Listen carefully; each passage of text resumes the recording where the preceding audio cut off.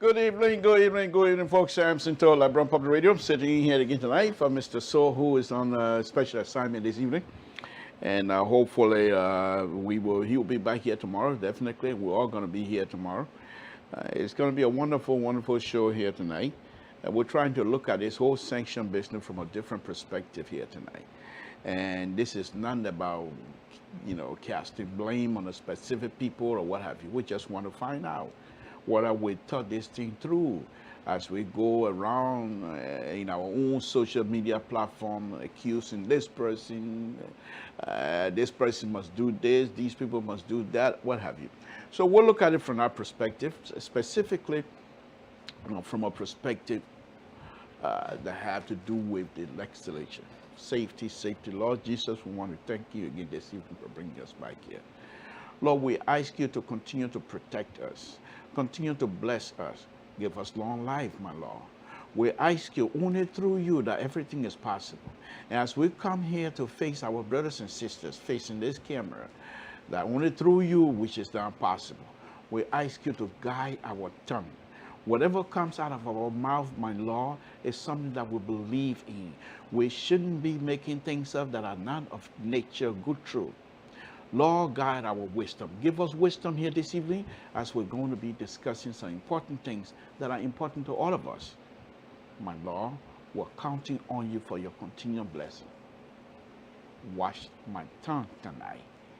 My Lord, I don't want to say something. I shouldn't say something that is not of a decent nature. Only you, the Father of all. Because of you, your act of indiscriminate towards all of us, get me here. You don't care if I'm Samson Toe from Toe Town. It doesn't matter who he is. But because of your blessing, I'm still here. And I want to thank you. Lord Jesus, we also ask you, though, to please bless the Republic of Liberia. Bless the leader of the Republic of Liberia. Give them wisdom to do what is good for our people.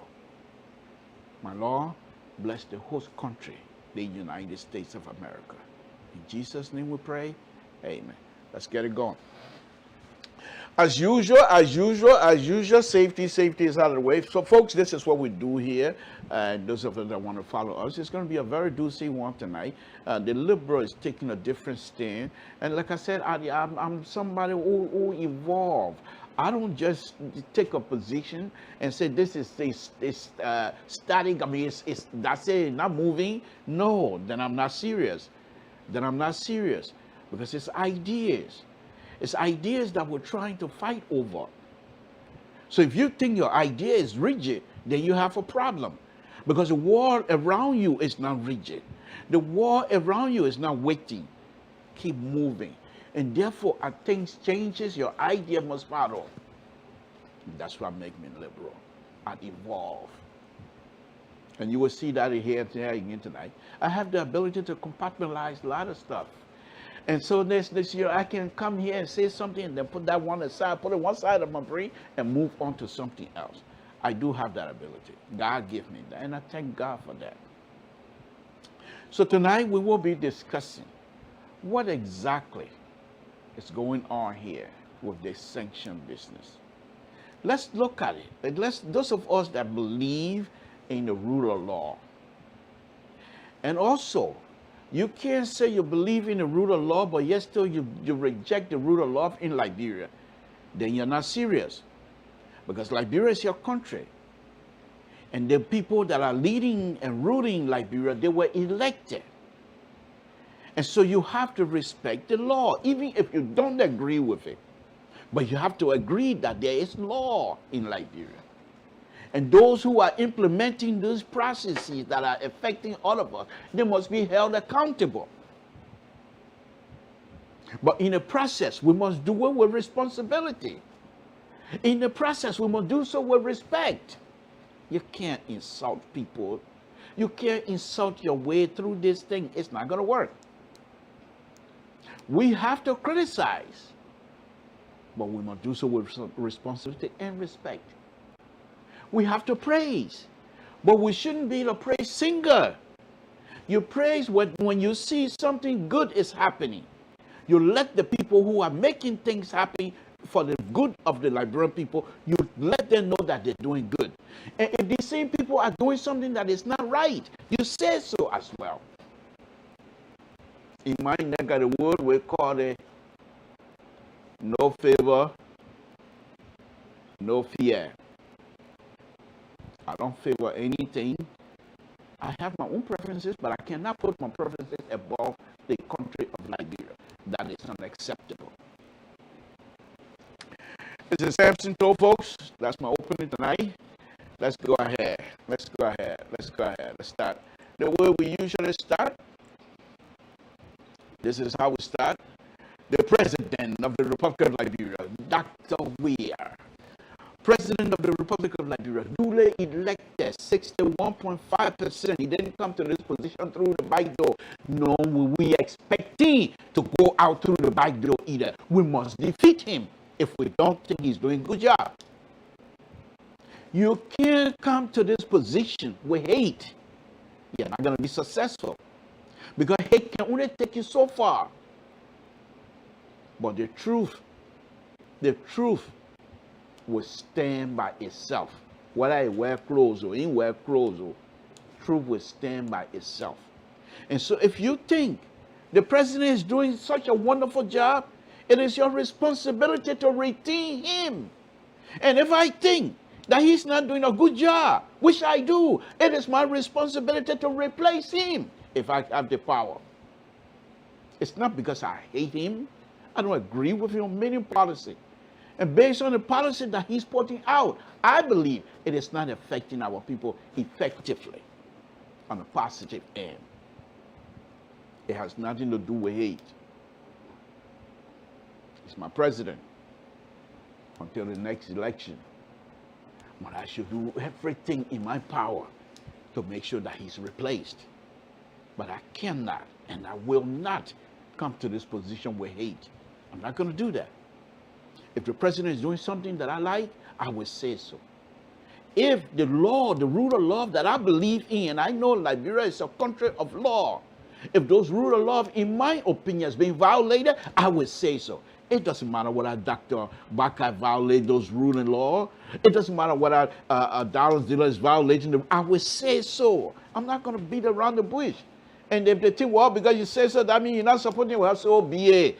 I'm like, cool. My hair ain't fading your more, your hair ain't fading my more. What you will do to me? Nothing. I'm not here to please.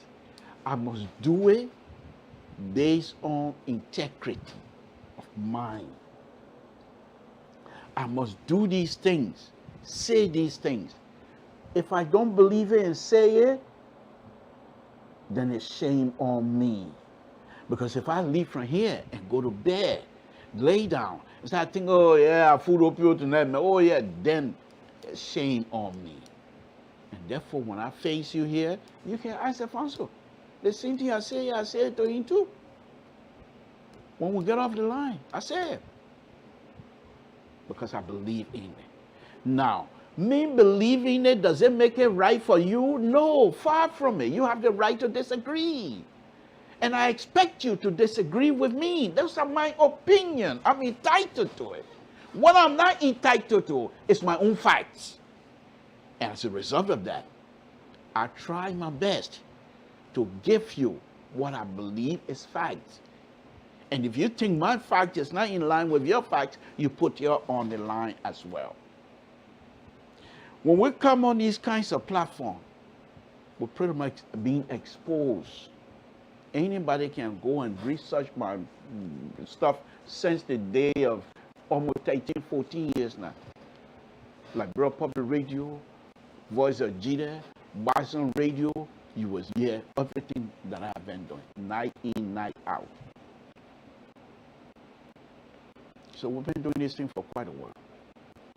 But overall, I am not going to be a praise singer, neither am I going to be a hater either. This is Samson Toe, Liberia Public Radio. Let's go, and that's my president. And one of the inspiration, as far as I'm concerned, with this president, in the fact that this president, and I'll play this here. See, this is what I do, and this is what I like about myself. Of course, you can't say, like you said, but this is what I do, and this is what I like about myself. I pay attention to a lot of stuff. The video that I'm going to be playing now, I've been playing it over and over. It's an inspiration for me. Those of us that are from that side, I don't know about other people, but those of us that are from the southeast, as you leave Sesto River and keep going down, the culture changes, but not much. So what I'm going to be playing here to you, the president went to Southtown during his county tour. And he got in Southtown, took off his proposed suit, and told the Monroe boys to keep that South business in Monroe. But he was in Southtown to demonstrate that he still remembered. The last time he was in Southtown, and I will play that video as well, the last time he was in Southtown, according to him, was 1975. But still, he's able to remember some of the culture as a little boy, as a young man, some of the culture in Southtown. And I believe perhaps it has such an impression on him that he was able to repeat this as president of the Republic of Liberia. And for me, it's very inspirational. I like that. And this is where you people and myself sometimes differ. Because the fact that I like this and it inspires me, and because my disagreement with policy doesn't mean I shouldn't praise him when he come out and do something good. No. When he does something that is nice, I'll praise him. I'm not going to hide it. And this is one of those. Let's listen. And then after that, I will play the video just a day or so ago where he mentioned him going back to Southtown. And people in Southtown are happy with him. And you can see the connection. If you watch the video I'm going to be playing, you don't hear no South coalition, mighty coalition, South. You don't hear that. All you hear is a unity cry. It's not a battle cry. Unity cry. How to cry and for people to come and aid, whatever aid you're requesting, for people to come and help you. This is it. Listen to this. Samson told Liberia Public Radio. Let's listen.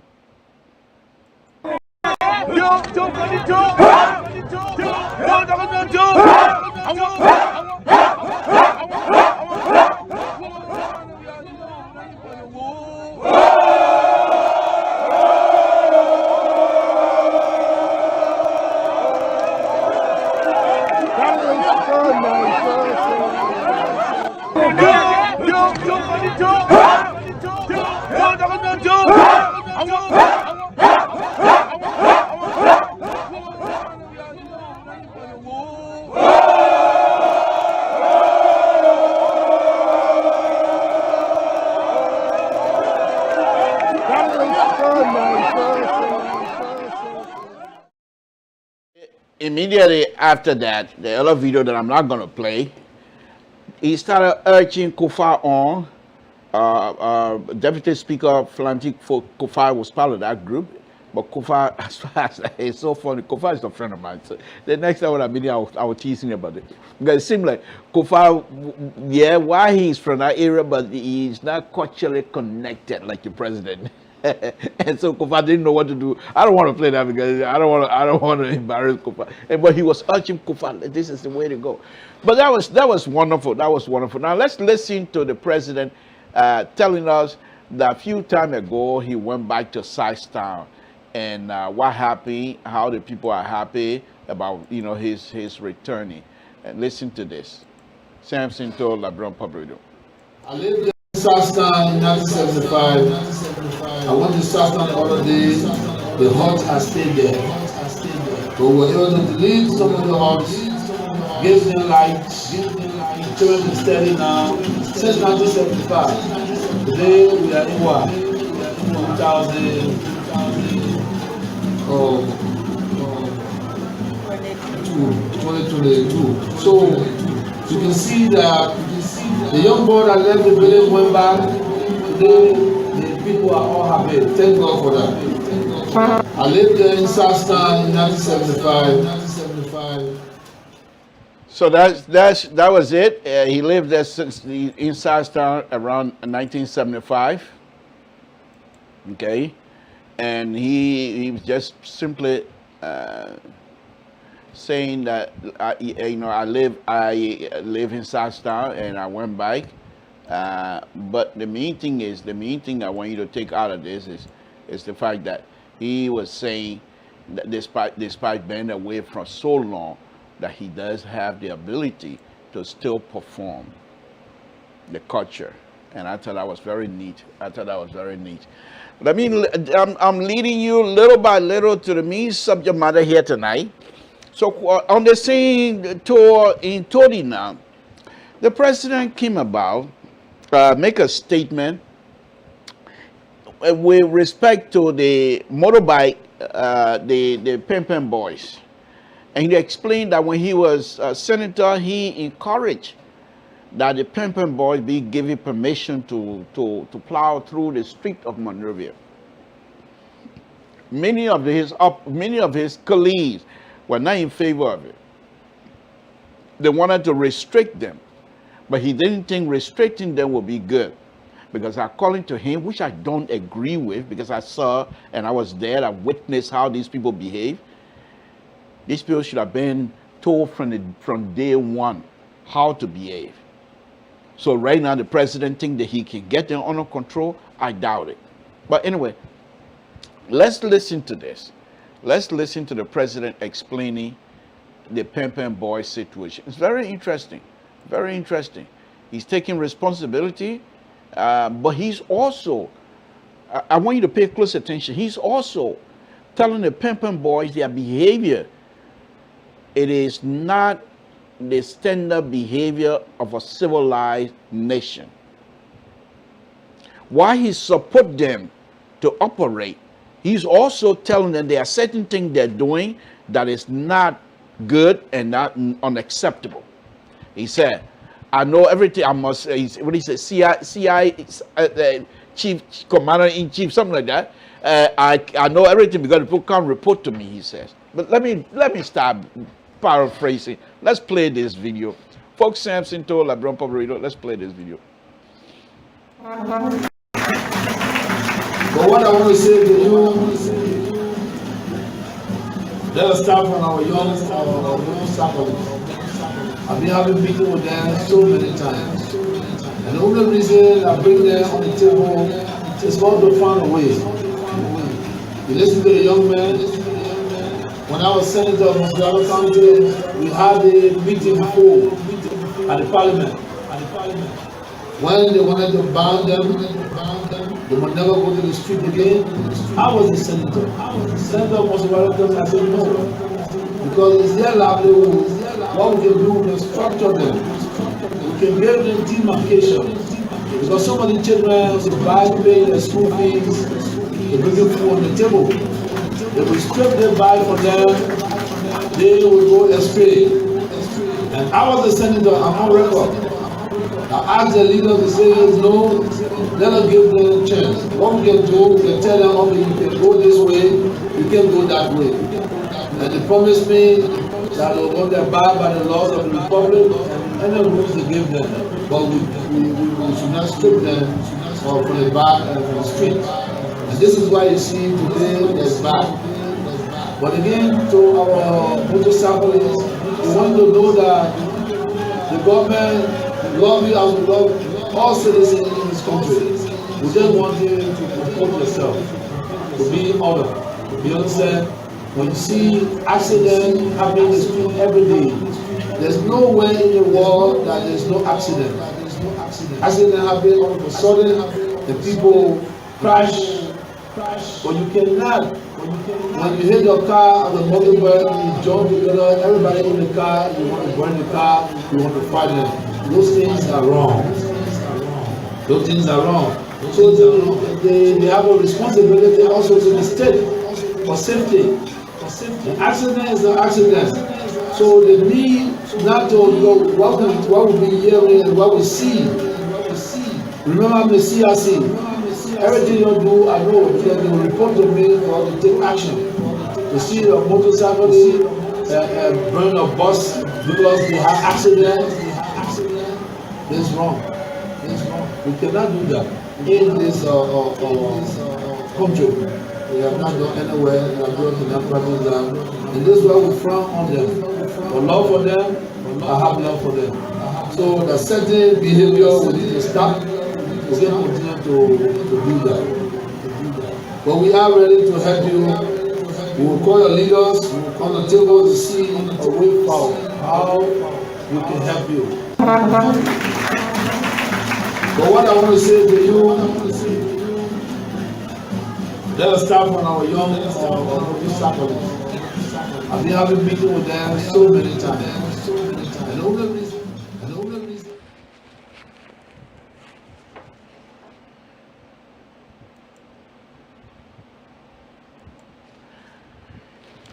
Oops. Did I do that? Okay. Well, so what? So what? But anyway, folks, again, that's the video of the president explaining his involvement with the motorbike. But one of the interesting things in there, the statement sounds like Donald Trump. That particular statement when he said, we love them. That's very telling. And another telling thing, I think, and I also don't know exactly but you know, he's a commander-in-chief. But it seemed like instead of saying I'm the president of the Republic of Liberia, commander-in-chief, I thought it was only designated for with respect to army. But to say commander-in-chief, that's something sound like a military regiment or something like that. But I point these things out. I point them out. But anyway, I'm not going to quarrel on that. So now, when I went home, I went to Liberia quite recently. Okay, I went to remember now I'm an engineer, civil engineer, roadway engineer specifically. So when I went to Liberia, the Liberian Engineer Society were having their convention in Banga. So the president, who happened to be a good friend of mine, invited me to the convention. And I told him I'm not coming just as an engineer. I'm going to be coming as a reporter as well because I have LPR and I have all the LPR gear on me. So that's what I'm going to be using. He said, fine. So I went in, and fortunately for me, there's another young man assigned in Banga, Banti. He's an LPR reporter. He does other stuff, but he's connected with LPR as well. So he was able to put other reporters together, and they were there to help me carry out the function to record and report on it. So fortunately for us, the minister now, at the time was designated, but minister proper now, Collins, Cochran Collins, came. She's also an engineer, and she came and graced the occasion.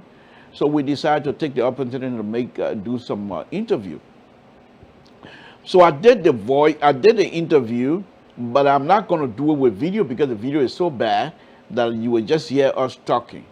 It's a very interesting thing. Now let me introduce you to this concept that the Liberian government started with Madame Salih. Back in 2012, Madame Salih suggested to the legislature that Monrovia is too congested and that it would be nice to move the city anywhere in Bon County, close, between Bon, Nima, Bassa, Bopulu, no, what's the other county? Margibi, we're in our border to put a city in there. So, some time ago, when Amar Conan, who then was the finance minister, visited here in the state of California, specifically Sacramento, we met with him, and he introduced her to the city on his phone. And it's a schematic drawing, but he introduced her to the city. So when I went home, in the process of interviewing the minister, she brought her the same thing, to say the best way we can save and have a good city is to move. Because Monrovia, it seemed to me, what she suggested, and I asked her that, Monrovia cannot be saved in terms of having a decent road and then what have you. It's not going to happen in Monrovia. So she also was suggesting that we move the city in order for us to have our people to have a decent life. And I asked her, Is that something that you guys got back from the past administration? Said no. I've never seen those things. I'm just saying it because this is the only way that we're going to be helping each other. And let me play that interview. Okay. It's a very interesting interview. I have other interview, but I'm only going to play this one here. Okay. So this one is okay. Now listen to this. My name is Sam Central. What happened then with the traffic engineering? The traffic engineer don't do that since right now we concentrating for transport routine with the transport we do to transport the feed with street strapping and the creating other parking areas between like I say the only roadside parking dishing off parking, all of the parking to try to create the. But is that something, I don't mean to interrupt, but is that something you're in consultation with TSSO or Amar Collingwood in the Minister of Finance visited us in Sacramento, California? He showed a plan, and I'm not too sure if that's the plan he was speaking of, that they were intending to move Monrovia, a new city somewhere in Gibby area. Is that the plan you were making reference to? No, what I'm saying, they're speaking in the future. I see there's a need. I see there's a need. I'm not seeing any picture, any plan. I'm not speaking for any government. I'm just saying there's a need as a country. If we want to see that beauty of what we're looking for, we must have a separate country. For now, most of our is for, especially in the central region, it's so crowded out. My name is Sam Central. What happened then with the traffic engineering? Again, Samson told Labrador Public Radio, folks. Let me now go into my main show tonight. And this was just a talking point, an introduction to the show. Let's go to my main show tonight. The question that I have for all of us is this. And now you can take it to the bank. And we're going to be having some serious conversation now.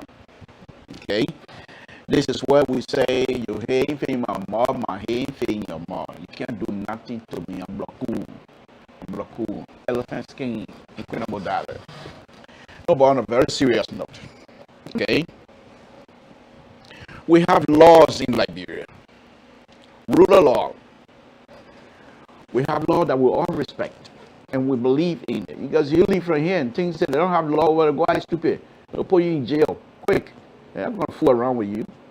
You go there and things that they don't have law in Liberia, you want to run here and you drive there any way you want, you find yourself being embarrassed. So they have laws in Liberia.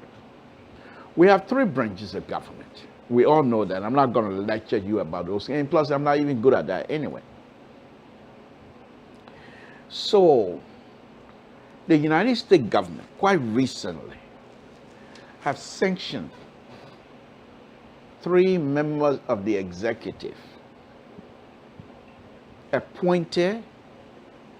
I believe they were appointed. I believe they went for confirmation hearing in front of the Senate, which has the responsibility to advise and consent advise, whatever they call it. What is their responsibility at this time? And this is why I frown on most of the opposition politicians. I've been making references, I've been making speeches and stuff like that. I agree with many of the things. For example, Armo Cummings, many of the things he was saying, I agree with it. But it was out of place.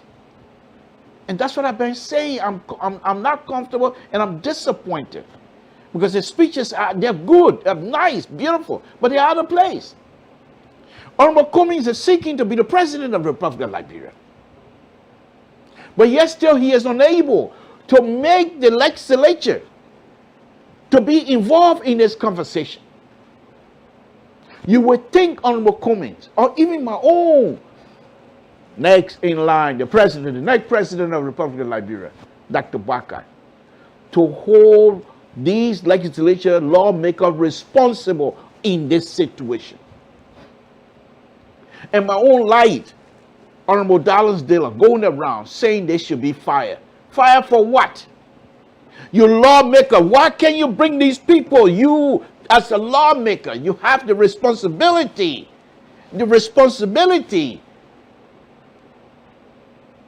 for you to make sure you carry out your responsibility of oversight. The United States government have given us the opportunity. That's what the ambassador was saying. I've given them, people try to misclude that to say, oh, the opportunity is talking for us to go and demonstrate. Far from it. If you don't know this, they're not going to lobby you for violence or get in the street. That's not what they're saying. They believe in your rule of law in Liberia. You don't believe in it, but they believe in it. And they're saying to you, this is an opportunity to do your work. The lawmaker, he didn't say lawmaker, but that's exactly what it was. These people got their position by being confirmed by the lawmakers. Now they're saying that they are corrupt. They are unsanctioned because of their corrupt behavior.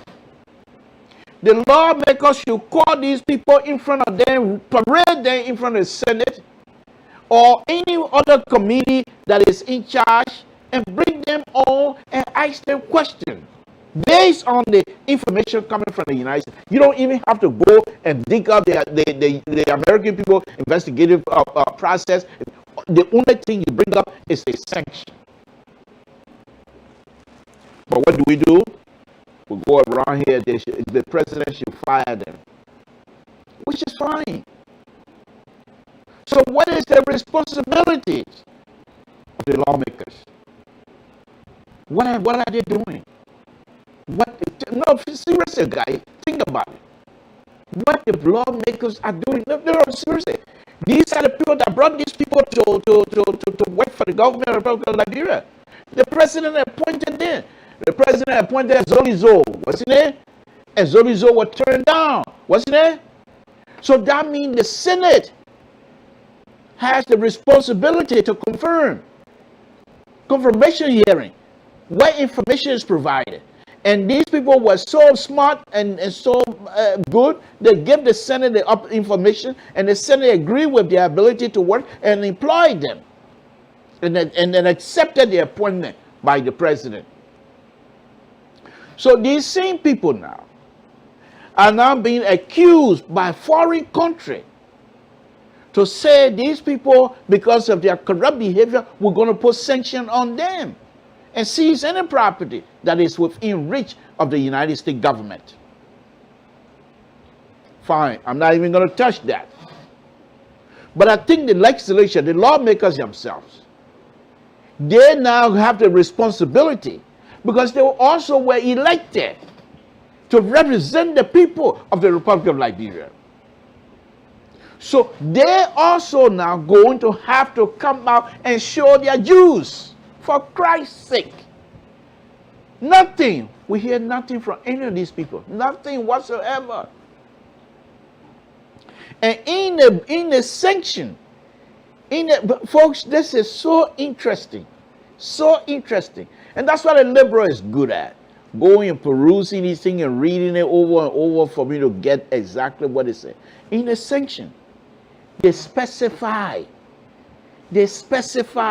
not just something McGill is doing that is harmful to the United States, currency, money, whatever, but that they're saying that McGill was able to employ former war law to threaten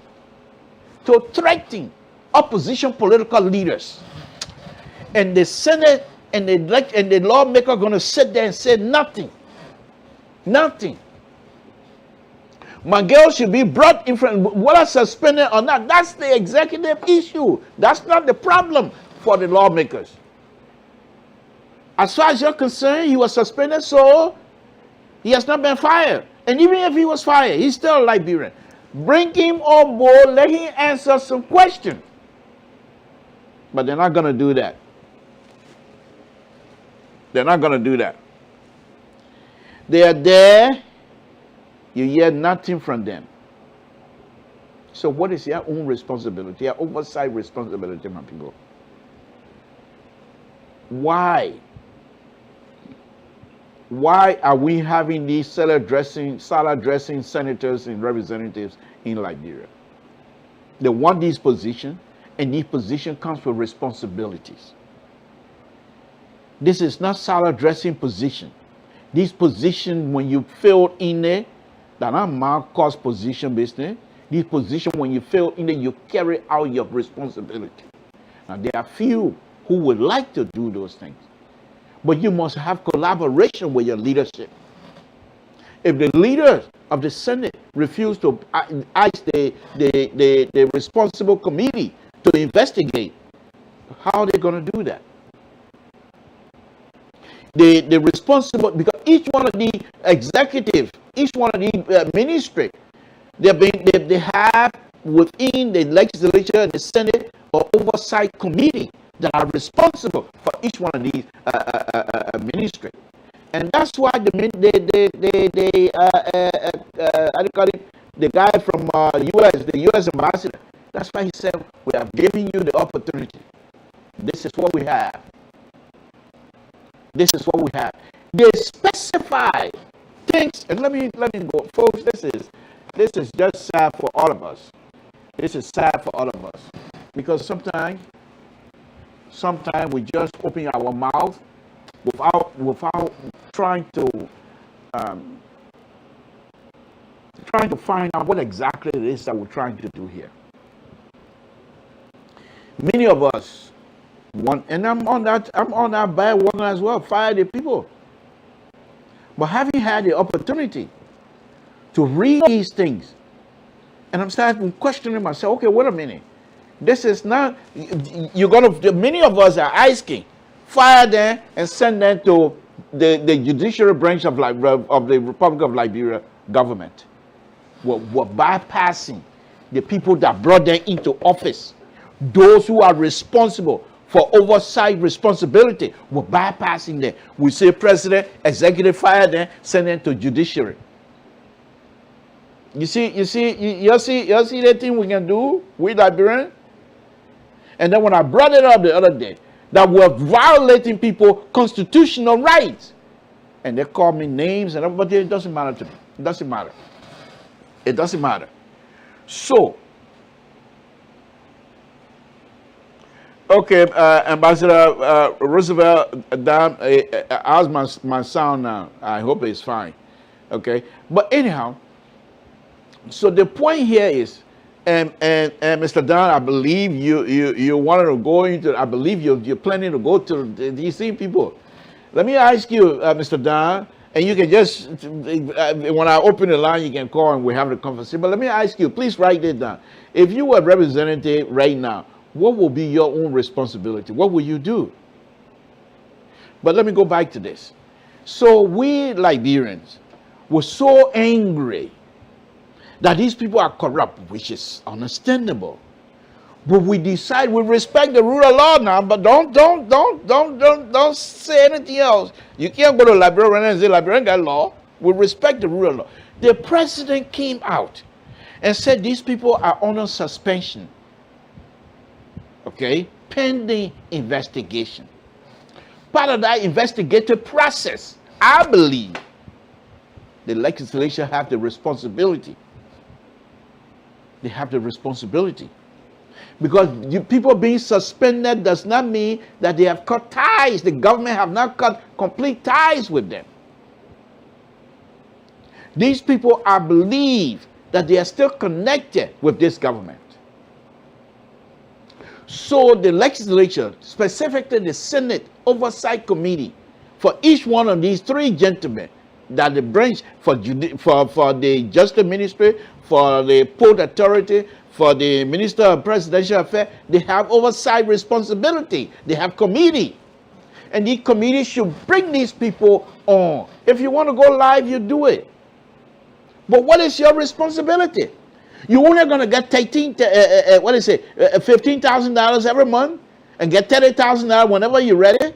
What is your job? This is time to show to the Liberian people that you also are part of this government and have the responsibility to function purely. But we don't hear you. Nothing. Nothing. When are you going to show yourself, show your Jews? Oh, I forgot. No wonder why they call your brown bag legislature. They've been saying it for years. This is the time to show that you're not a brown bag legislation. The American came to you and laid this thing to your doorstep. And then you're doing nothing.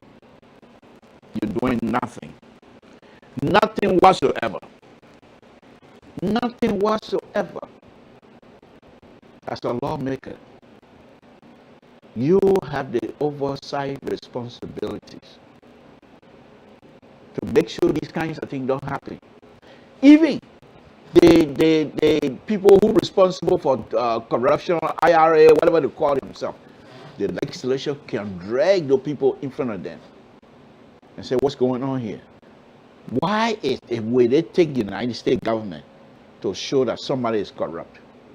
When you all heard McGill the other day make that ridiculous statement, and none of you, nobody from the lawmaking body would frown on it except for Koluba. This is unacceptable. Then when election time comes, all you do, you buy baby top, you're getting a cup of rice, you're getting chicken soup and oil. Then you'll get election, you'll win election, you're finna buying the vote, you'll win election. Because you know very well, you see, this is what I do, and I do well. I'm an engineer, I'm a Liberian, I'm from Toll Town. I'm even from one of the Concord settlement. I'm from Toll Town. And Toll Town, in the area of Toll Town, maybe about 10 miles, okay, east of Toll Town, you have one of the worst conditions, road condition. I drove over there, I saw it, they call Pella Village. When it's raining, they're not moving for weeks. And I know how to fix it. But I refuse to put myself in those kinds of situations without being invited. Even I don't agree with the superintendent, but he's still the superintendent of Grand Junction County. I can't go over there and say, no, you know what, superintendent? You know nothing. I know I'm an engineer, I can do this, I do that. No, I'm not going to do that. If the superintendent asks to say, Samson, pay your own way and come and help us to fix this, I'll be there the next day. But I will not force myself on them. I'm not going to do that. I'm not going to do that. It's the same thing here. When time comes for election, those who have the ability to function, be able to recognize these things and do their job. But because we don't have the money, and many of you that are seeking these positions, re-election or move up to Senate or whatever you from represent, you guys have so much money that anybody that's going to challenge you is going to be difficult. They don't have that kind of money. And our voters, our Liberian brothers and sisters, the young people, the voters, they're not voting based on ideas. They're voting based on instant gratification. What can you do for me now? And this is what we get. If you have in a Senate, if you have in a representative, people who have a clear indication or clear understanding of their oversight responsibility, these people will be called in front of them right now. Right now. They can come and plead the fifth, that's fine. But at least you are showing to the Liberian people that you're not kowtowing to the executive. You have just as much power as the executive. But nothing. You're nothing. We're not going to get anything from them. So this is what we have. So the question tonight for me as Liberian is, what is the responsibility of these people? What is let me take a dig at my own senators, Senator Marsha Dennis, and my own representative, Dr. Bully, whom because of him I am here today. He didn't get any scholarship. That's not what I'm talking about. But the fact that I used to be growing up boy in Montreal, nightclub to nightclub in Montreal until Dr. Bully came with PhD, and when I saw him, Crown Man got PhD. I said, I'm not drinking anymore. I'm not smoking cigarette anymore. I was done. I want to learn them. And even the Madison Williams, they have a meeting the last time, Republic, where they said they're not gonna. Folks, excuse me.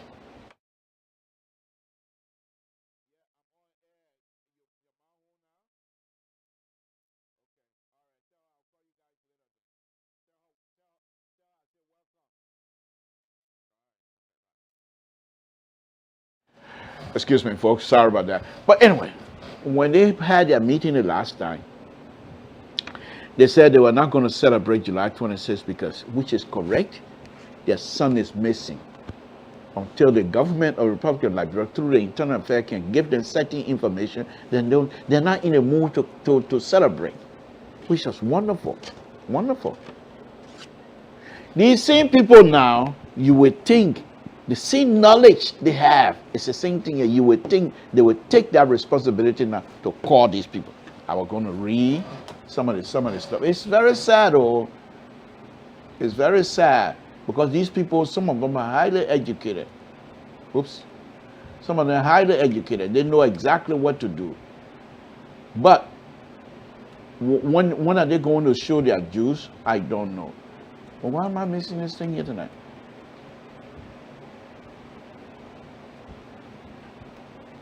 Okay. All right. So let me read something here, and this is coming from Front Play Africa, by the way. Let me read something here. It says here the United States, in response to the U.S. Department, blah blah blah. Okay, but here is it: the U.S. Department of Treasury designated McGill for allegedly organizing warlords to threaten political rival. Political rival, not here. Oh. McGill can't send warlord here. They will not even be able to. They will not even. First of all, you don't have direct flight anywhere from Liberia to America anymore. So you got to go through France. They can't. They're not gonna get down. They will not get down to change plane. They will stay there, say, send a wall and them back. So they're not coming here. But who are they threatening? The Liberian political rival. So many of the senators and the representatives, they also belong to different political parties. Why can't they bring McGill and say, even if you knew it, but you didn't want to, you are not saying anything, now it's public. Bring them on and ask them questions. You're not going to do that. So this is so sad. This is so sad. And these same people, the sad thing is, and I've been saying this here for a very long time. The sad thing is, the people, those who were responsible during the transitional government, since they lay out the blueprint of stealing, and they continue. Not just stealing from us, from money, but putting out practices that will not benefit us. Those people, including Madam Salif, has so much air. This is sad. This is sad for some of us that are getting older. This is sad. The opportunity to start Liberia from fresh. Wow. Ooh, my people. Yeah. The amount of... Look, most of the districts in Liberia that have citizens here in the United States, they all have an organization. They don't even want to go to the county organization. They want to go straight to the... And besides the towns that have citizens here, they put money together to do direct investment in their own towns. The amount of opportunity the young Liberians, educated Liberians, young, they're very young, and they are willing to be involved. Oh my God. The thing you're missing in our country is not easy. It's not easy.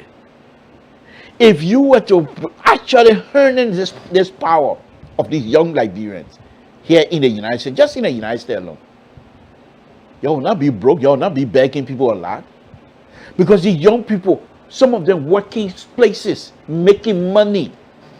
Here's the thing you need to understand. Many of these, in fact, not many, let me put my foot in my own mouth here tonight. All of them, they came here with nothing in their pocket. Some of them, they came as refugees with a little brown and white envelope with eagle on it. That's all they got to their name. 5 cents. They don't have. They came here. Nothing. But the fact Liberians like to hustle positively. First thing many of them did, to educate themselves. And once you have a good education in this country, the opportunity is there. You're not going to be homeless. You can make it, you can be homeless.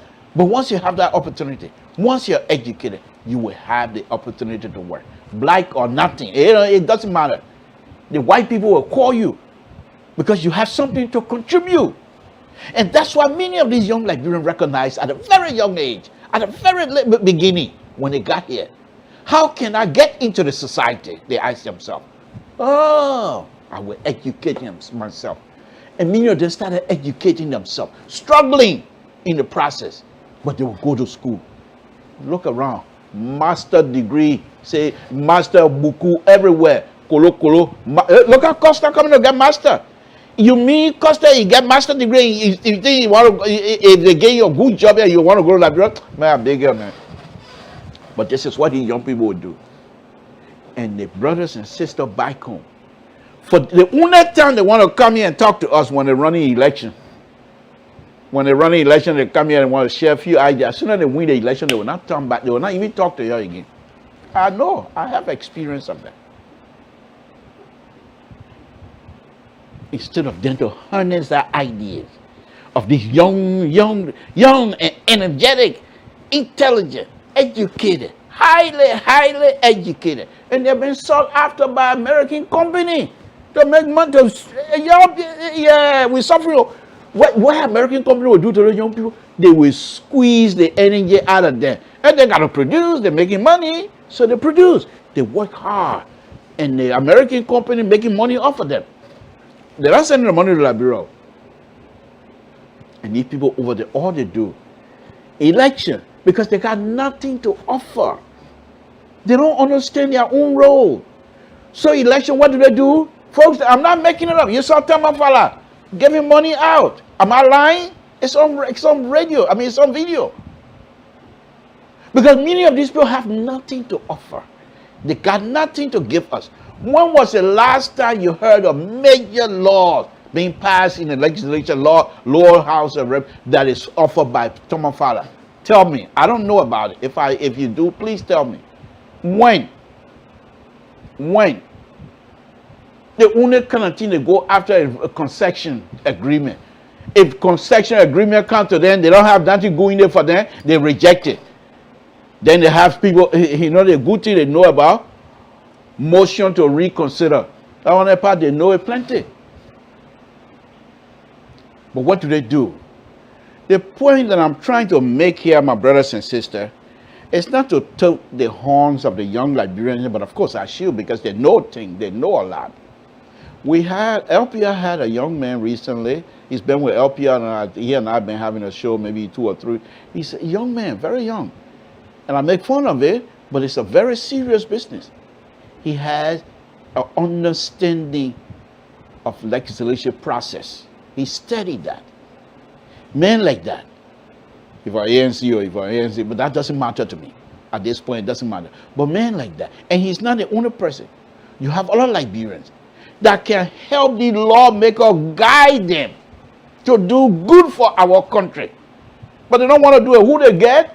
Spray sinker as your office chief staff. People, whoa, yeah, you can't do wrong. Senator, yeah, you're right. Because they themselves don't know anything. And this is what we have. But here's the problem with that. This is an example. Because if these people have an office chief of staff who has a clear understanding of the legislature process, they will remind each senator to say, these are your responsibility. You have an oversight responsibility, and you must exercise that right now. They're not doing it. So when they if you not hear American talk about it again, the last time when the ambassador went out there and said, this is great opportunity take hold of it. You think they were telling you, say, y'all go demonstrate? They will ask you, they knowing fully well how Liberians are with demonstration. People will die. People get hurt. Only a few demonstrations turn out, nothing bad happen. But the election time coming closer, you think y'all go demonstrate and CDC sit down? You think the ambassador will encourage you to go demonstrate? You have to, the ambassador say, we have the right to demonstrate. You think, what you talk? No, that's not what he's talking about. He's talking about the legislatures. They have the responsibility. He didn't call them by name. I won't even call them by name either. They should know better. But they're not doing that. So what is your function? Let me read on. Let me read on McGill. Okay. So can the National Security Committee listen to this? This is from Page Africa. He say, can the National Security Committee, they say the men put warlords together to threaten Liberian political rival. We will wait until the warlord do something bad before you bring them on. So what is your responsibility as a representative? Representing a specific party now. Nothing. So my brothers and sisters, the question is, what do we do? Because here's the thing. You can know all your book. You don't have that kind of money the way the people have money back home. You leave from here and go to Liberia and say you want to contest for any of these positions. And you come in with a brilliant idea. You have all of the good platform. You think the people read your platform, sir? What do you get from me, man? You want me to get involved? You get food to eat. And over these years, these representatives and senators have been giving them food. They ain't reached yet. But when you suggest to them to say it's not about me giving you food, it's about me representing you so you will be able to get your own food for the future of your children. They don't want to hear that one. And wait year to come. But I'm not there now. Why care again? Forgetting to know that they have children. They're not waiting. They're not doing that. For the future of their children, they're not for them. For their own future right now. South, every day. Every day. It's not about the future of their own children. They're doing it for themselves. And so they will gravitate towards you if you're giving them money, if you're giving them chicken soup, if you're giving them aqua oil, if you're giving them a cup of rice. They'll come around you. Am I making it up? Was it not CDC compound? Was that not a cooking ground during the election period? But they're not cooking every day in CDC ground. Am I making it up? Am I lying, my people? When was the time during the election? Did you hear Dr. We are going for a debate to express his ideas, his brilliant ideas of how to lead? Did he go to a debate? But go on CDC campus. People eating every day, cup of rice, the food, chicken soup is there. So the sad thing for many of you that perhaps want to go and, not that you don't have the idea, you're very good, but you don't have the money. These people have amassed so much son of money to themselves. The only time that they will face difficulty if they face each other. But you come from here and face them, forget it. They will flock you. They got money. And they know our brothers and sisters are not in it for their ideas. You come from here and go bring your idea. They say, wait your time. First, they start telling you, yeah, you're from here, sir, even though you're from the area. What have you done for us lately? They forgetting to know that during the war, many of us were sending food for them to eat. But that's not enough. Because of their behavior, because of the foolishness of our own people. Look how many Liberians that are in the diaspora today. And good for us, many of these refugee Liberians, they ain't come here to come clean poo-poo. Plenty of them, education, wah. They're so educated, nurses, doctors, medical doctors, lawyers, engineers. Plenty. You want to tell me these people, if they were to go back to Liberia successfully, that they will not be able to open our country? How big is Liberia, my people? Some of these people that I just talked about, they're leading company, U.S. company,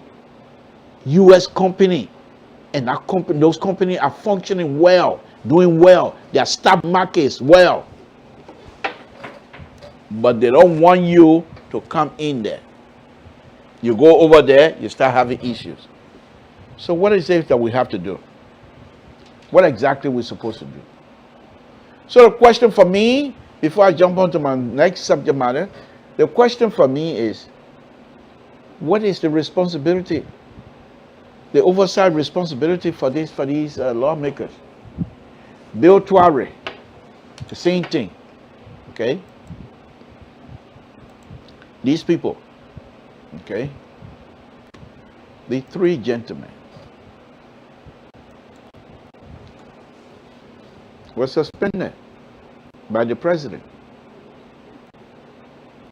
based on sanction. And these sanctions, they didn't just put a sanction on them, they gave you the reason for putting sanction on them. Okay? What I was preaching and what I was hoping, because they're all friends with the president, the longer they take hanging around, the bad it's going to be for the president in terms of international respect. These three gentlemen, I thought by now they would have done the honorable thing. If you're not guilty, you got nothing to be afraid of. Do the honorable thing. And say, we resign. We resign. And we're ready to be taken up by any law-abiding person here in the Republic of Liberia. We want to vindicate ourselves. We want to go to the court of law and clear our names. Sir Sifa, when he ready to speak law here, you will run away. The man knows so much law. How he's been representing Liberia in all international community, West Africa, everything. Bill Tware used to be represented. These people are educated. You would think they would do everything, but people like McGill is well known all over the world. Forget about sedition. I'm worried about sedition. But he's known all over the world. They got friends. So your name is being dragged in the mud right now. You would think you have to find and stand up for yourself to vindicate yourself by first of all resigning. And then when you resign, then you say, let's go to court. But you're not going to do it. You're not going to do it. You're not going to do it. What do? You sit there because you're suspended, so you're going to sit down. And I'm going to show you a little clip of pictures here this evening. This sanction, the sedition are taking it for fun. The first picture I'm going to show you, of McGill picture. This is sad, my people. This is very sad. What's that picture? Look at this picture. You see the picture on the floor over there? That McGill. It used to be hanging up the wall.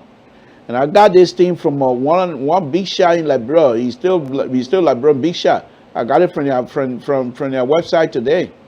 Because McGill used to be hung up. You know, when you do before and after. This is after the sanction. I didn't want to show the big shot face because I don't want no confusion. I don't want him to get any kind of issue. People want to look it up, you can go look it up. It's there. When you go on Facebook today, you will see it. McGill picture used to be hanging behind the big shot. But because of the sanction, he put it down. He can't put it up there anymore. Okay? Let me show you a few other things, then I'll come back to my subject matter. Before the sanction, this is how the executive used to function. The president in white, that's the president. Right to the left of the president or right of the president, whatever way you're looking at, that's McGill. Then somebody sitting between McGill and Samuel Tware. That was before the sanction. all of the county tours that the president was going, and McGill was there. McGill was always sitting on the right-hand side of the president. Always. Always. This is sad. After the sanction, watch this. You don't see McGill anymore. Samuel Twa is next to the president now. Next to the president. So interesting. So interesting, folks. So interesting. So interesting. So these things right now, within the president's circle, there's a serious debate. I would suspect there's a serious debate. Let me show you something else. I'll come back to those things later. But let me show you something else. All along, they've been running around. They've been running around. In fact, before I show you this one here, let me show you this one here first. McGill used to go to Bond County a lot. And there was a speculation in the newspaper that he wanted to be VP so he can take over CDC when Dr. Weir retires or whatever. He came back and said that I don't want to be VP. That was before the sanction. That's how close he was to power, to the power of the presidency. In fact, I believe when the president is leaving, going out of town, they usually leave McGill in charge. Okay? All of until the sanction, most of these county tour never saw the vice president, the real vice president, Madam Gia Howard Taylor, never saw the vice president and the president. Immediately after the sanction, well, you think I'm lying? Go on Kalasco, because Kalasco, you can put all the pictures there up. I like that. Go on Kalasco page, you will see it. But immediately after the sanction, this is what you will see now. Whenever they go places, this is what you're going to see now. This is what you're going to see. The vice president is backing in full with the president. Okay, and I will speak to all of those things here. Okay, this is what you're going to see. The vice president is now on board with the president. Okay, now the reason why I'm showing you all of these pictures and things, the sanction is a very serious business. There's these young people that were singing the other day, sanction or no sanction, I will vote for Weir. And I tell maybe the president would have told, and maybe he have already done it, told them to stop that. I don't want to be associated with that kind of behavior. I'm here to serve the Liberian people, and if I'm not doing good, the Liberian people have the right to put somebody else in it. So maybe he has done that. Okay, but before the sanction, this is where I think the Liberian legislature should have at least taken the first step to be respected by their peers all over the world. Listen to this. I know many of you have listened to this, but listen to this. Listen to this. You somebody who is so close to the president. When McGill made this statement, I'm getting ready to play now, the president was saying Ivory Coast celebrating with the Ivorian leaders for their independence celebration, democracy. And this is what you also have democracy in Liberia. And then this is what you're going to tell us when the president is out of the country. Let's listen to this. Let's listen to this. You put it, have the football thing on the foot, the money. But even I see them when I get out, I because Ali and I see that carrying Europe. Some point in the country, government are eligible. That's the money. But we don't know money. This people will go I can't be hard. So I'm going to tell you money I carry Ghana, correct?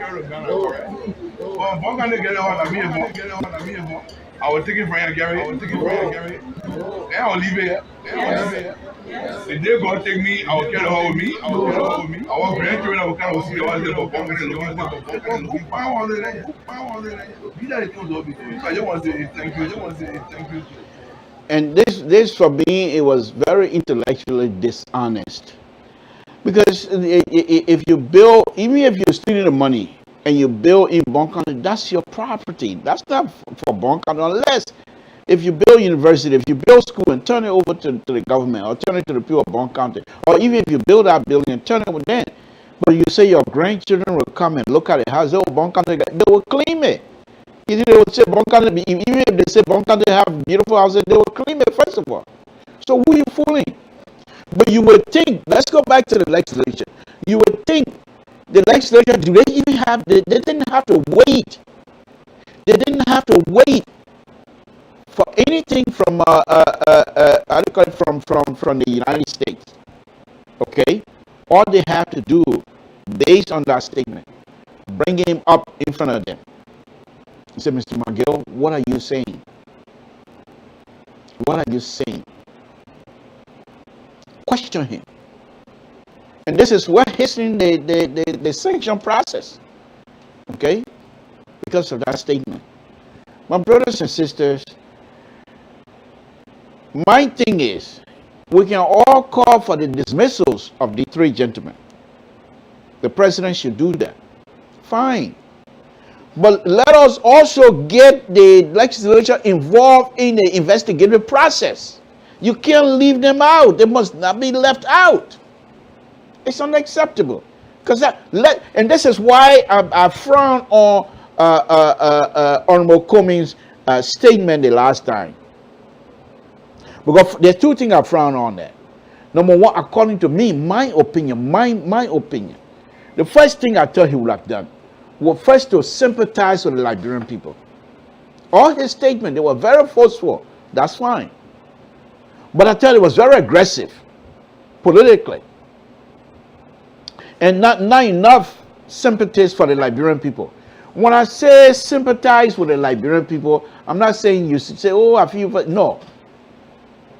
But it's not time to say, I told you so. You're voted, wrong. No, that is not the time. Liberian people are hurting because they trusted Dr. Weah and CDC to deliver. You think if the people knew that CDC and all these people are going to be corrupt, you think they were truly going to go and vote for them? I don't think so. There will be some people that will still be voting for them, but they're not going to carry that mandate as they gave the president. And if you watch the inaugural address, I was there. It brought tears to my eyes. For a young man who played football throughout his life, to be able to understand the Liberian culture and use words like Liberia will not be a spectator in their own country, knowing how close the situation is with the Lebanese. Knowing how it is with foreigners coming to Liberia and trying to dominate Liberians in terms of businesses, whatever. So to say that Liberians would not be spectators in their own country, it was very powerful. Very powerful. And immediately after that, because of the influence, I would suspect, because of the influence of McGill and rest of the people, that particular term, Liberia will not be, that particular phrase, Liberia will not be spectators in their own country, went away. According to the sanction, if anybody wants job, Liberians, you want job, if you're qualified or not, well, qualified, if you want job, you must, according to the sanction information, you have to pay. McGill was collecting money. And the president could not say, no, we're not going to have that. You're making Liberians to be spectators in their own country. So why if a Liberian is qualified, but he doesn't have the money to give you? So you're going to have somebody who is not qualified, but connected with the foreigners, so that he can protect the interests of the foreigners. Can we not see that? This is what corruption will do to us. It's killing all of us, whether you're home or not. Many of you here in the diaspora, even right now, if you put thing in the barrel and you say they want to ship barrel back, even if they charge you $500, you will put few things in the barrel and send it. But how many dollars you got to pay at the port?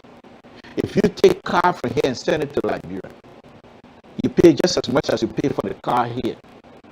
Why? Why? The importers.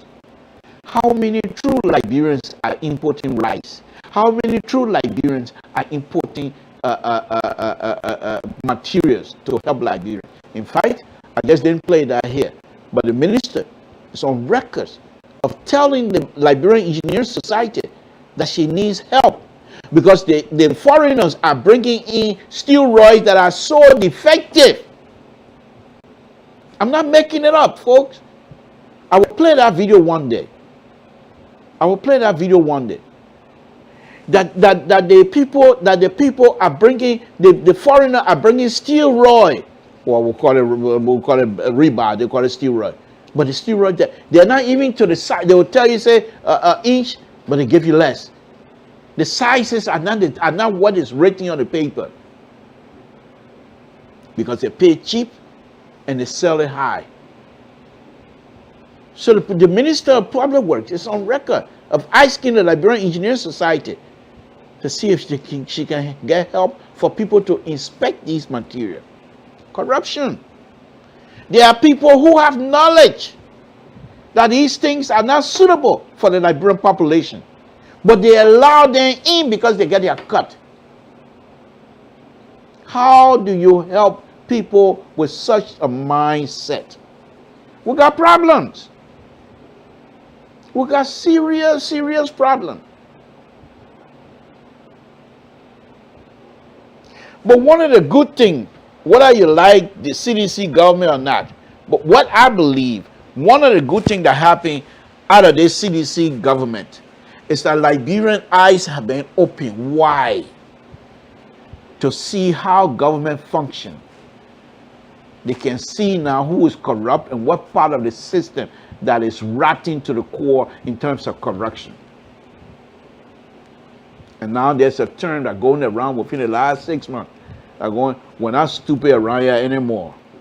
Liberians are saying that. So for us to sit here,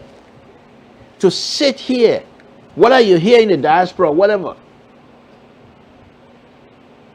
to have our brothers and sisters who are also in the diaspora and will not be truthful and to be a praise singer. What I can say to that is between they and their God. They also said that because of this corruption, it's hurting the school system, it's hurting the hospitals, it's hurting the schools, anything that have to do with the future of the country. This corruption behavior is affecting them now. And one of the worst things this president have ever done, as far as I'm concerned, was that asset declaration denial.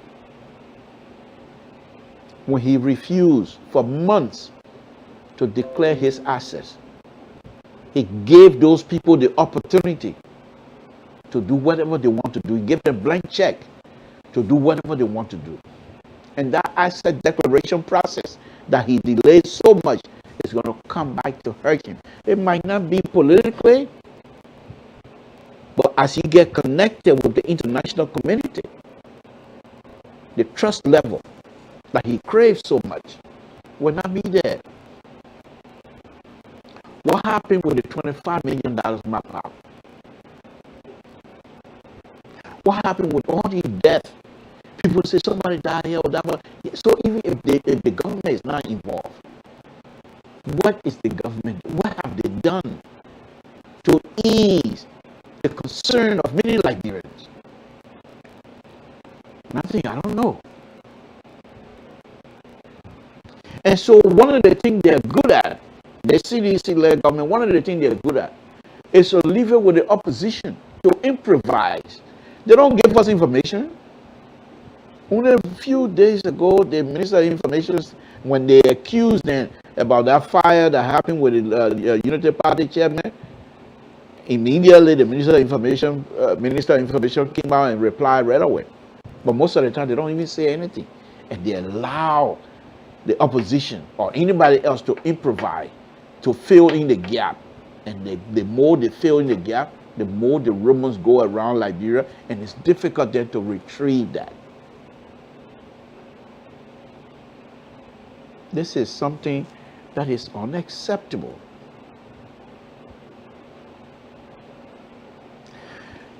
Folks, this is Samson Toll, LeBron Public Radio. I will now very shortly here try to open the line.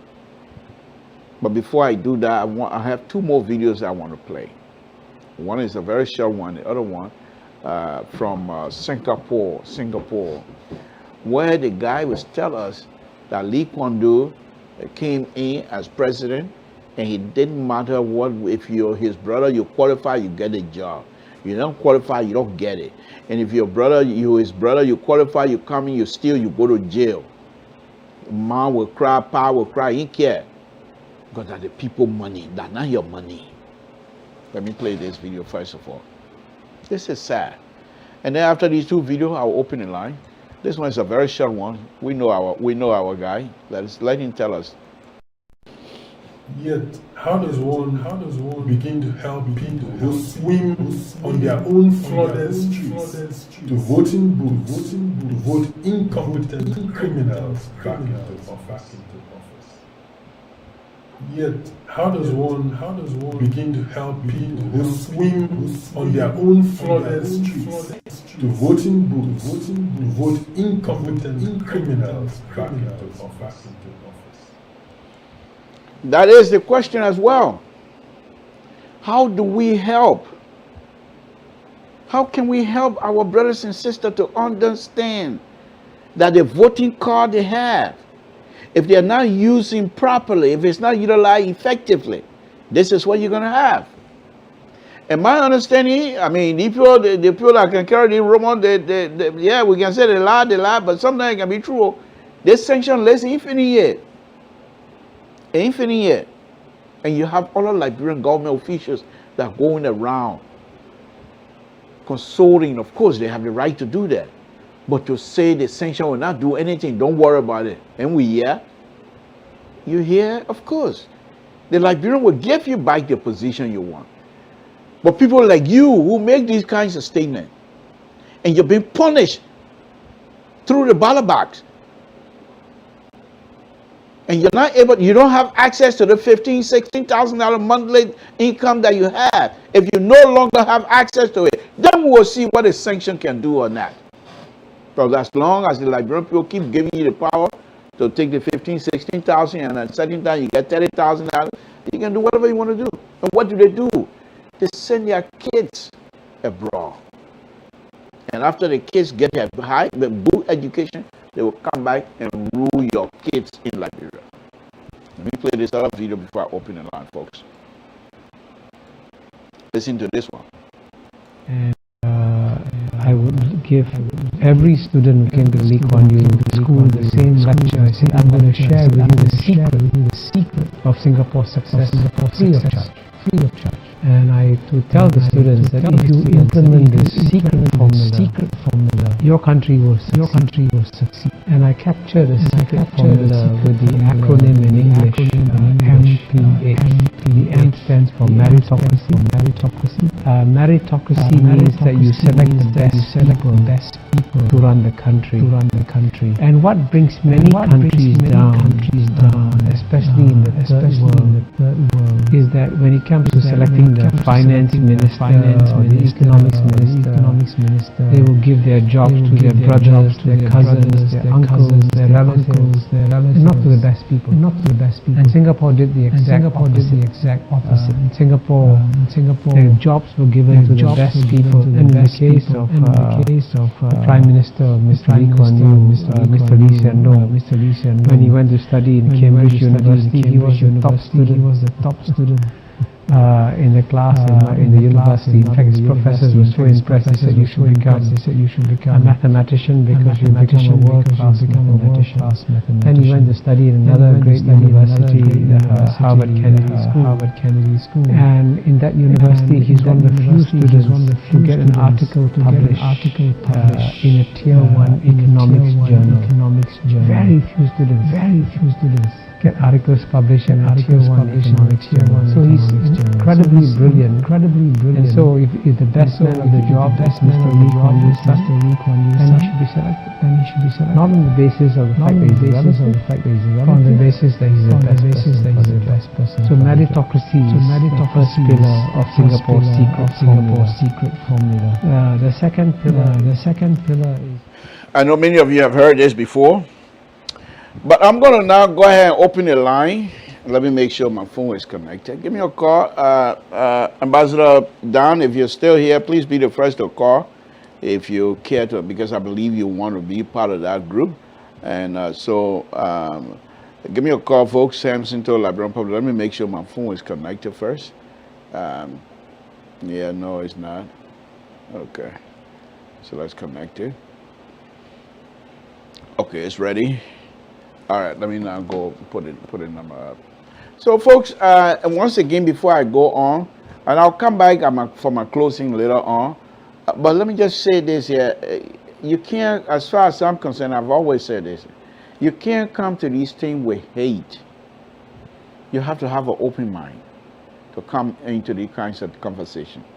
Because if you come here with hating somebody, you will miss the point, and your response or your comment might not even be something that when you go back to listen to later on, that you say, well, why did I say that? So I'm just saying, you have the right to do whatever you want to do. You're your own man. It's up to you. Whatever you want to do is up to you. But I just want to make that point. Okay, let me go ahead and open the line. While I'm waiting for your call, we'll play music in the meantime. Let me see, what is the phone number? Okay.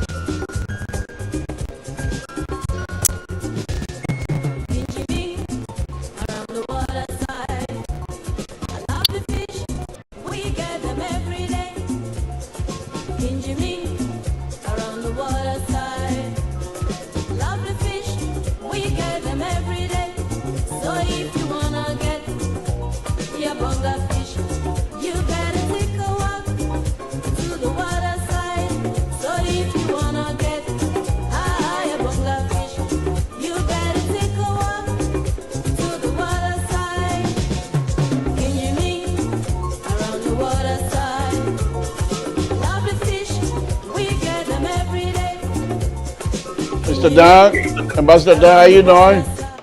I'm okay, Mr. So, how are you? Well, not bad. Yeah, so the question directly to you now is, I believe you want to be part of this group. What would you have done if you were involved with them? Hold on for me 1 minute. I'll try to turn this thing low a little bit.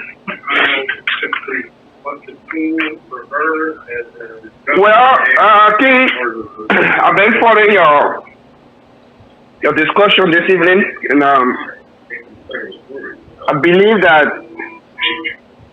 the 3 branches of government that we have in Liberia, they all have different functions, and sometimes it's not good to interfere with the other group, not function. So sometimes it's difficult when things start like that for you to get interfere, but let me hold you right there. No, I gotta push back on that. Why you using the word interfering? And when I'm asking, listen, I'm coming now. I don't want you to just stop me right away. Let me just make my statement end there before. Go ahead. When something happens right away, to just go without trying to know the detail of how things happen or how it is going, that's why making a said or interfering. It doesn't mean that it is not their right for them to go there and speak, because they have the right to summon any of those guys, to call any of those ministers, to come for questioning. It is their right, and it is not their first time they have done it. To other people who have had problems before. And I think for this issue is something that with this government, it is the first of its kind for us to see.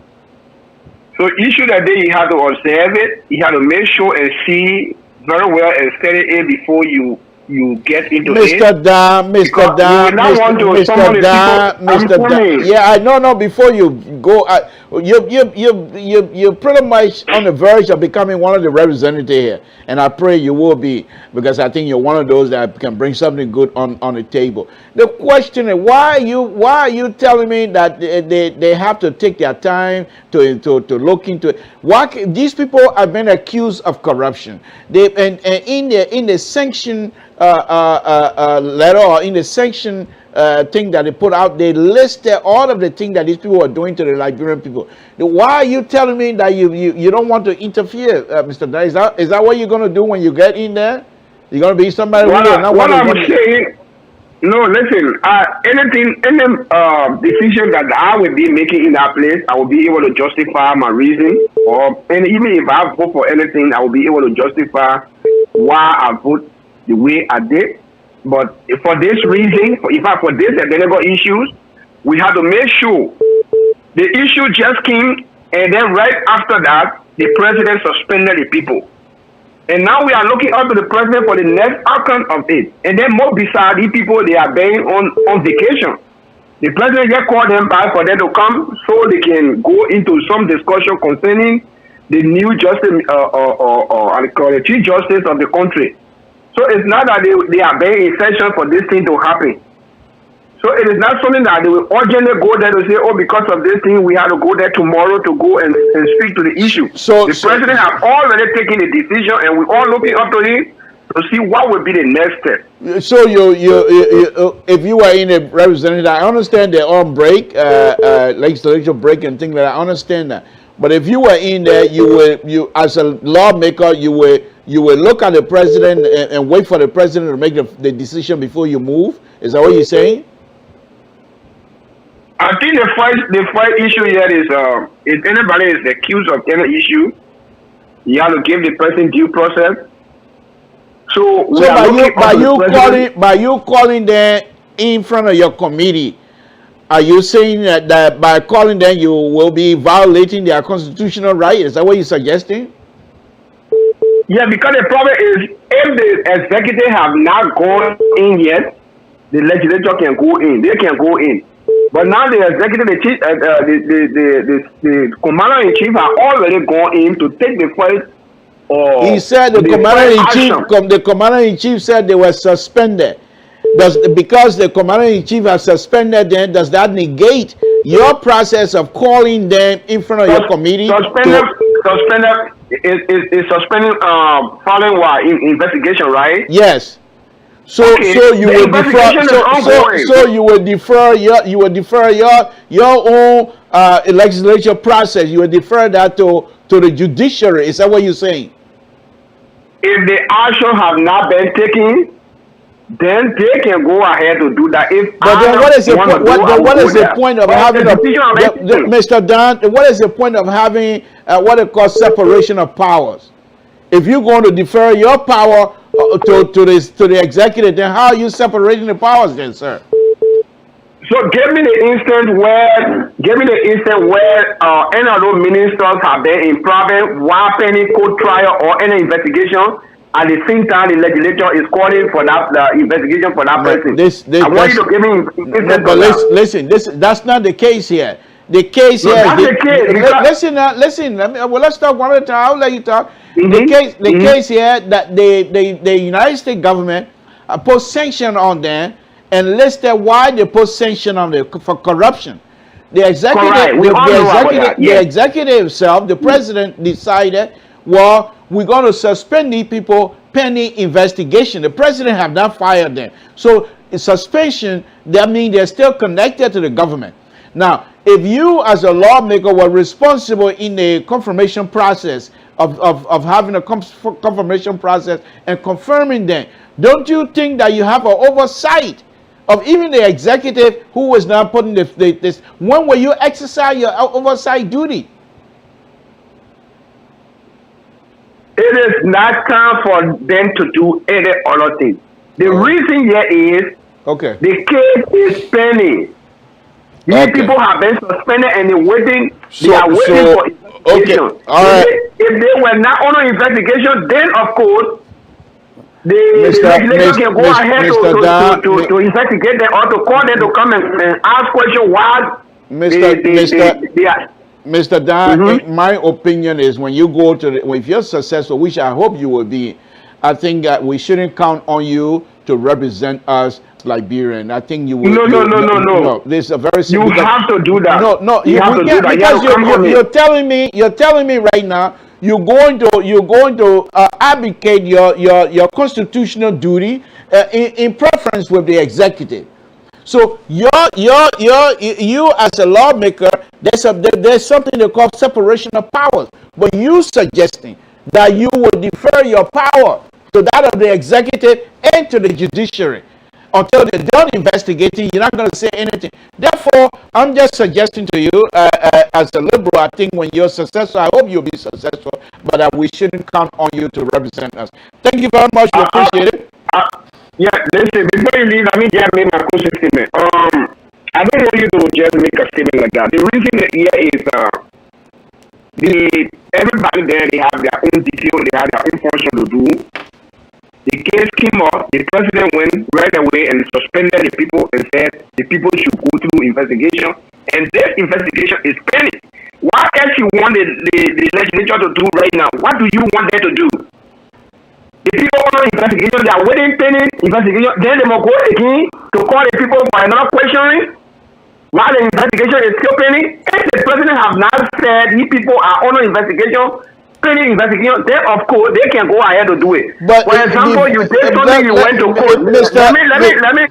Let me end my talk before. Okay, please. all right. You did something, you went to court. You did something, you went to court.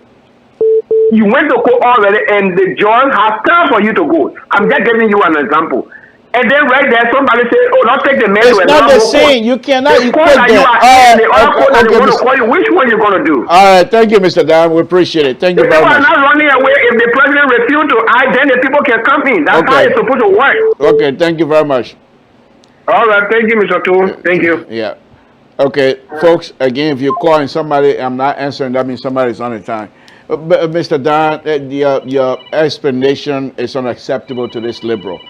Samson told Liberian Public, what's your name, where you're calling from, what's on your mind? Thank you so much, Mr. Toll, the liberal progressive. My name is Anthony Gay, calling from the state of Pennsylvania. Thank you. I don't like to piggyback on other callers, but I want to say clearly, many people don't understand what sanction means. A sanction is not an allegation. A sanction, however, is a punishment. It's a verdict, meaning you are guilty, you are punished, because a thorough investigation of interagency, according to the statement, was conducted, and these guys are found culpable. And the United States government will not put hard names on something that it did not properly investigate. Another question: does Liberia have more or better intelligence than the U.S. government? Mr. Gay, Liberia is not a republic, it's not a banana republic. Please. I didn't say that. No, hold on. For you to now come here and say that people have done their thorough investigation, but it doesn't mean Liberia does not have the responsibility to make sure that these people are treated under Liberian law. Unless the American government, hold on, the American government, whatever punishment that you think they're giving, they have not asked for extradition.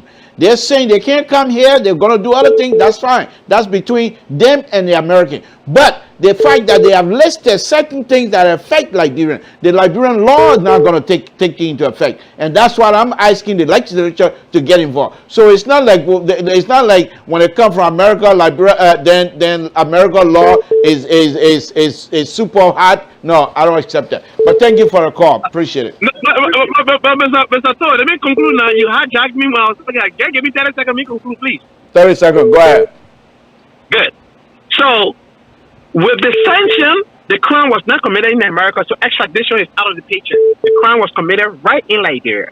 If the Liberian government want help, the information can be given to them, all of the evidence, and they have But what I'm saying to you, Mr. Gay, what I'm saying to you, but don't say it's a clear verdict. Don't say it's a clear verdict. As soon as a clear verdict coming from America, it's not clear verdict to Liberia.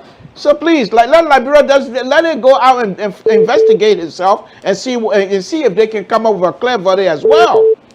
But thank you very much. Let me take this other caller, Mr. Gay. Thank you. All the investigation that happened in Liberia, do you have any verdict? Mr. Gay, we're not gonna do. Let me take this other one. Thank you. Okay. Samson to Liberian Public. What's your name? Where you're calling from? What's on your mind? Terry calling from Minnesota. Thank you, Terry, for calling. What's on your mind, sir? Yeah. You see, the sanction most people are here saying is not going to affect. It's not sanction on the Liberia, or it's not going to affect Liberia. I don't think so. I want to believe these sanctions are going to affect Liberia, because any kind of sanction for that matter, especially on the three key close government officials to the president, it threatens investors away. It's definitely going to threaten investors away. There will be no investor that will want to invest a country looking at close confidential officials of government being sanctioned by the U.S. government that will want to go to Liberia to invest their money. No investor. If I was an investor, I would never try to do that, because look at the sanction that they brought down on Maggie that involved investors. Reading that kind of verdict, that kind of sanction, who will want to go invest their money in Liberia? Who the sound rational investor will go to Liberia to invest money?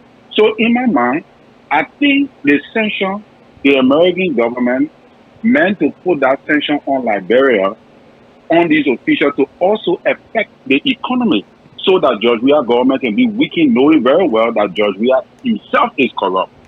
So, that is what I think. And I think it's not good for Liberia, and it's good for Liberia. Okay. That would be my point. Yeah. Thank you. Appreciate it. Folks, give me a call, Samson, to Liberian Public Radio. My number is up there. And the point that I want, and I think I had that same discussion with Mr. Soul and the rest of the conservative team the last time on his show. And this is it. The fact that America has done an investigation in their own country, I'm not disputing that. But Liberia is not a state to the United States. Liberia is a country by itself. And so if the American government have done their investigation, which I agree with, I'm not doubting it. But that does not mean that the Liberian government and the Liberian people should just take that and run with it to the bank. Those who are being accused are Liberian citizens.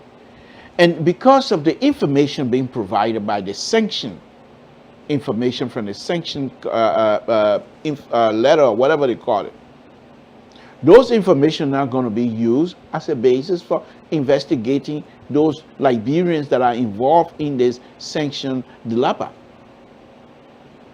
Okay?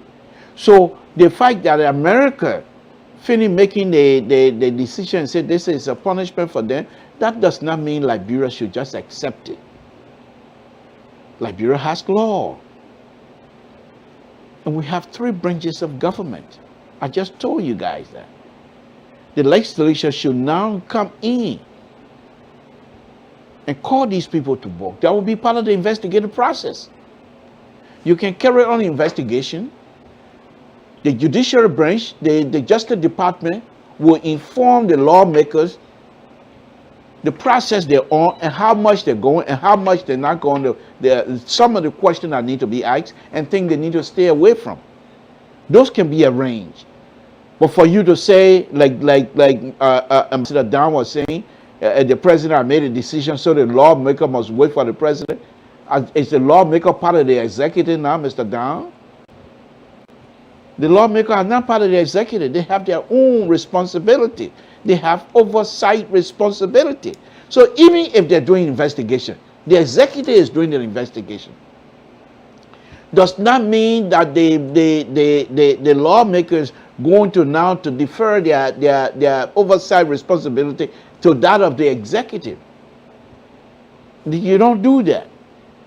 The lawmaker can have collaboration with the investigative team.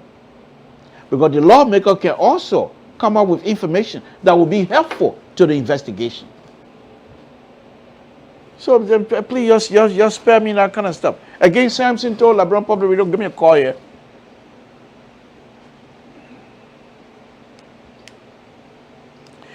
Mr. LPR, give me a call and ask you a question, and then we can go. Or you want to wait till tomorrow? That's fine. Well, let's see how far your question gonna go with me. You know me. Like I said, I'm Laku, my ain't paying you more, you ain't paying me more. Nothing you will do to me. As long as I'm truthful, I will say. So the question he asked is, okay, if that's the case, then why the government of Liberia? Let me take this call. Samson to LeBron Public Radio, what's your name, where you're calling from, what's on your mind? How you doing, Lodi? Oh, fine. Can you please lower your background, please? Yeah, let me do this thing. Thank you for taking me. You see, it's always better when you come in this country to learn, go to school, and do a little bit of government, and do a little bit of we do government, you do also legislative. It's open. Do some legislative branch of government. You see, our country, Liberia, I don't know where we came from on this planet. When people are doing things, we didn't talk about it. We talk about it and say, oh, the Liberian things will go away 2 weeks, 3 weeks from now. I remember when I came in this country, 2008, there was a representative from one of the states. If you can remember, he kept a lot of money in his office in the freezer. When he was caught, the person that saw the money was one of his office staff, more especially the special assistant. He did it for years.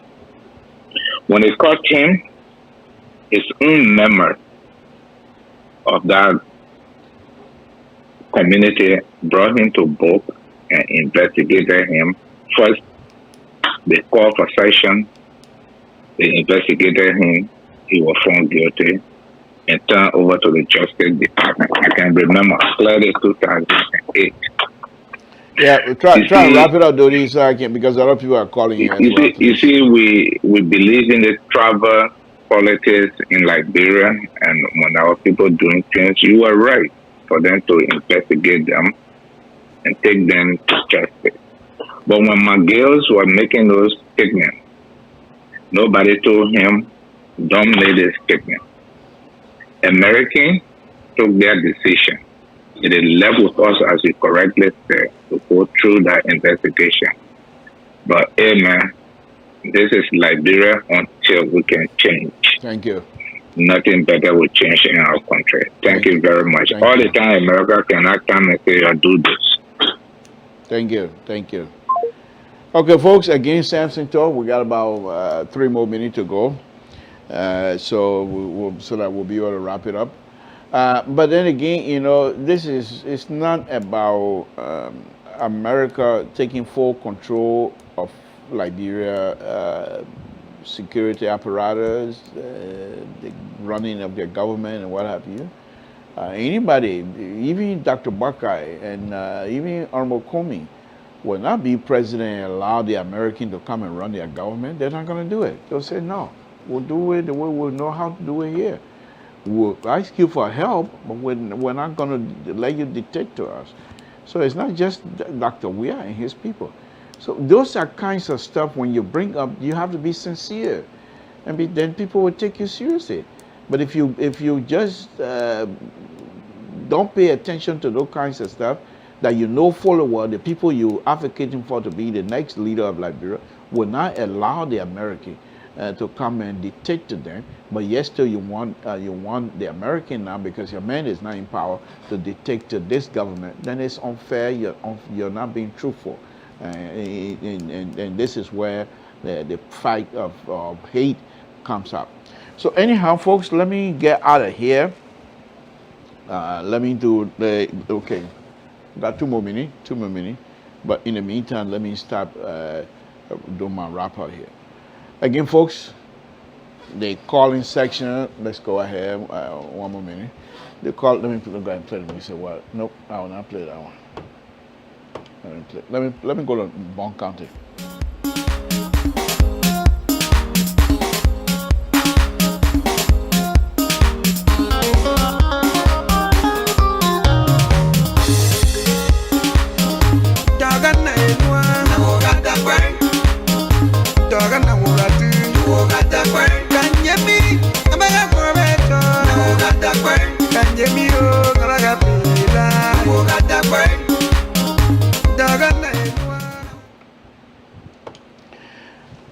Okay, folks, Samson to Labrador Public Radio.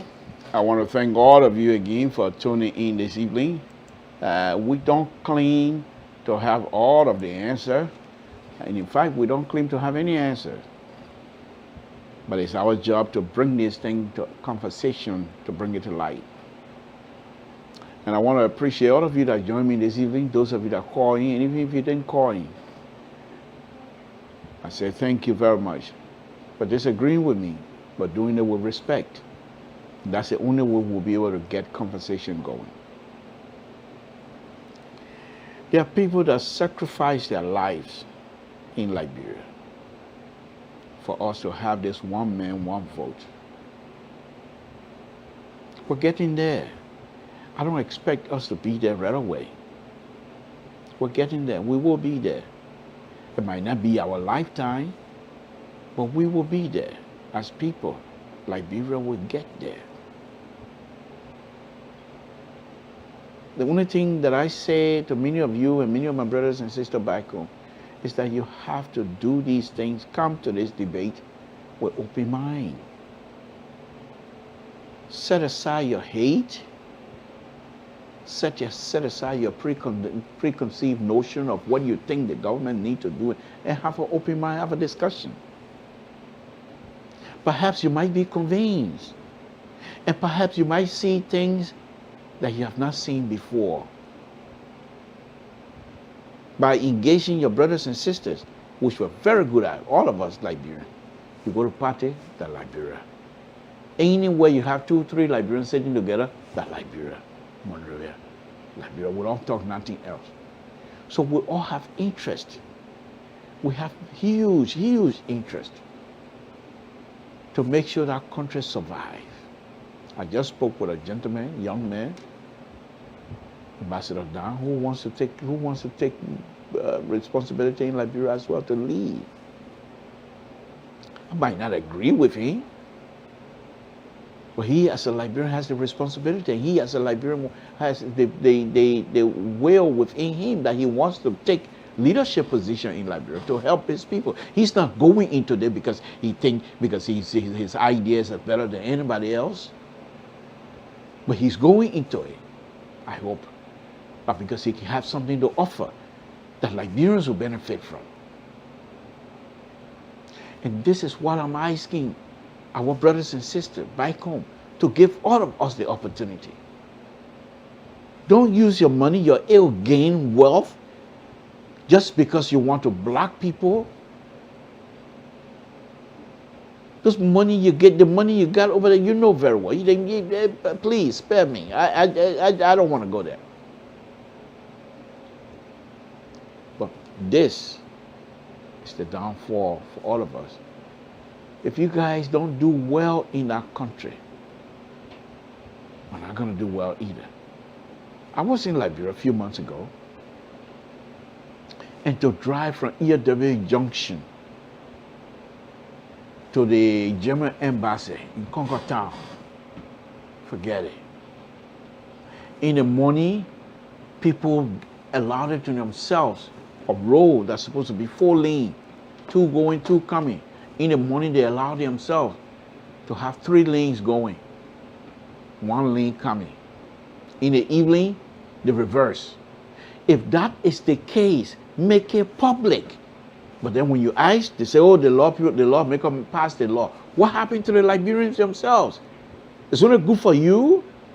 If you think in the morning it's going to be 3 lane, make that law.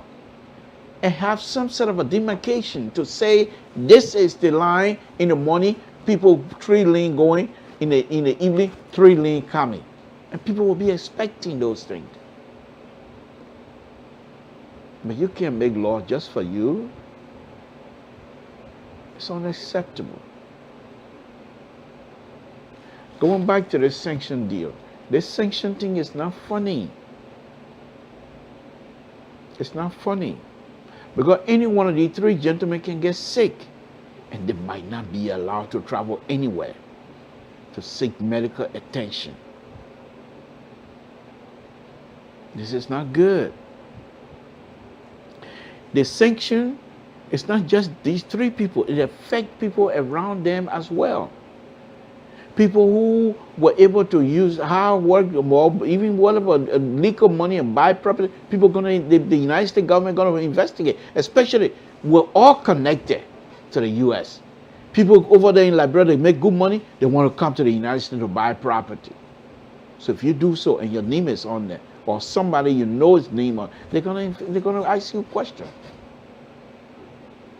So it's not just these 3 gentlemen.